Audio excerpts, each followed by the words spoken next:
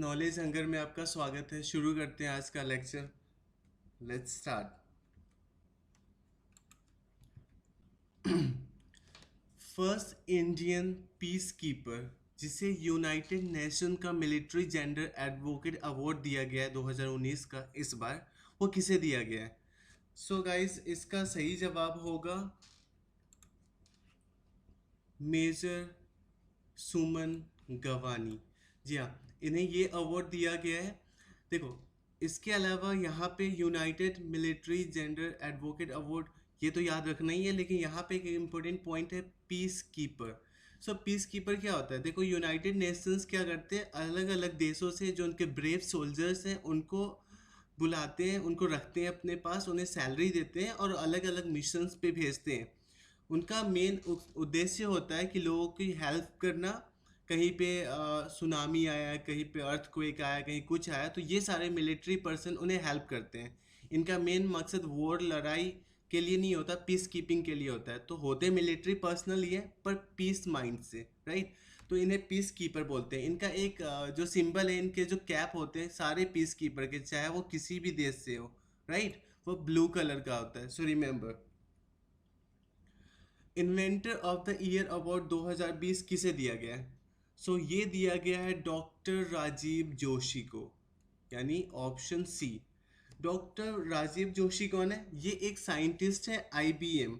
IBM दुनिया की one of the big company है जो software, computer, hardware, computer, artificial intelligence, cloud computing, इन सब में इनको काफ़ी महारत हासिल है। और कंप्यूटर वर्ल्ड को आईबीएम की बहुत सारी देने दी गई गिफ्ट है, राइट।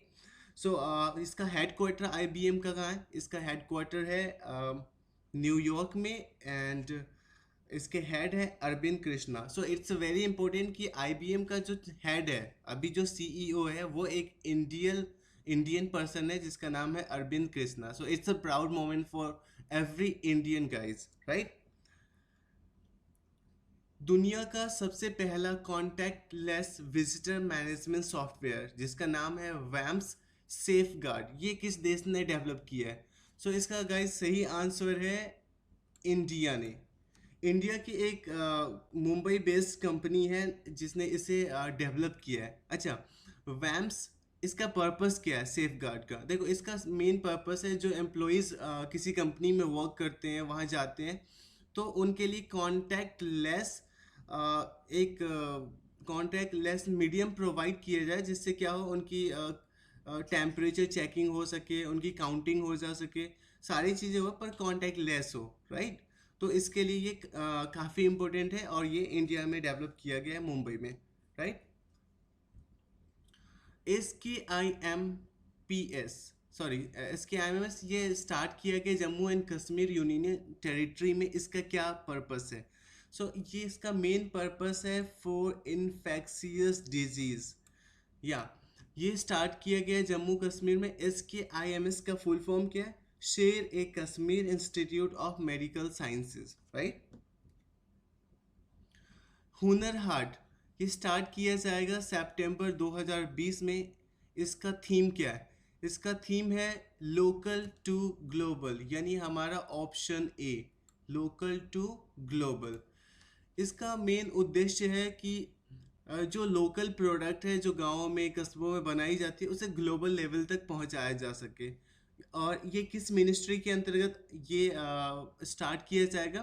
तो ये है मिनिस्ट्री ऑफ माइनॉरिटी अफेयर्स, जिनके मिनिस्टर हैं मुख्तार अब्बास नकवी। वॉइस बोट टिया, जो कि व्हाट्सएप पे लॉन्च किया गया है, ये किस कंपनी ने लॉन्च किया है?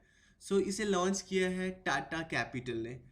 टाटा कैपिटल एक नॉन बैंकिंग फाइनेंशियल कंपनी है, एनबीएफसी है, ठीक है। एनबीएफसी और बैंक में क्या डिफरेंस है? देखो, एनबीएफसी और बैंक में सबसे मेजर डिफरेंस है कि उसमें अब बैंकिंग फैसिलिटी सारी दी गई होती है, पर एज अ बैंक वो रजिस्टर्ड नहीं होते, राइट। बैंकिंग रेगुलेशन एक्ट जो है उसके अकॉर्डिंग वो नहीं होते रजिस्टर्ड, राइट। प्लस उनका जो गाइडलाइंस, पर इनको भी गाइडलाइंस आरबीआई का फॉलो करना होता है। इनके लिए एनबीएफसी के लिए अलग से गाइडलाइंस बनती है और बैंक्स के लिए अलग से बनती है। नाउ, वॉइस बोट यहाँ पे जो मेंशन किया गया है, इसका क्या मतलब होता है? देखो, वॉइस बोट एक आर्टिफिशियल इंटेलिजेंस रोबोट के वॉइस के अकॉर्डिंग वर्क करता है। अगर आप बोलते हो उस ऑप्शन में जाके, चाहे ये व्हाट्सएप का है तो यहाँ व्हाट्सएप के ऑप्शन में जाना पड़ेगा कि I want to know about Tata Capital, तो वहाँ से फिर रिप्लाई आएगा आपके टेक्स्ट में, ठीक है, या फिर वॉइस में भी जैसा वहाँ पे सेट किया गया होगा फीचर। तो ये होता है वॉइस बोट।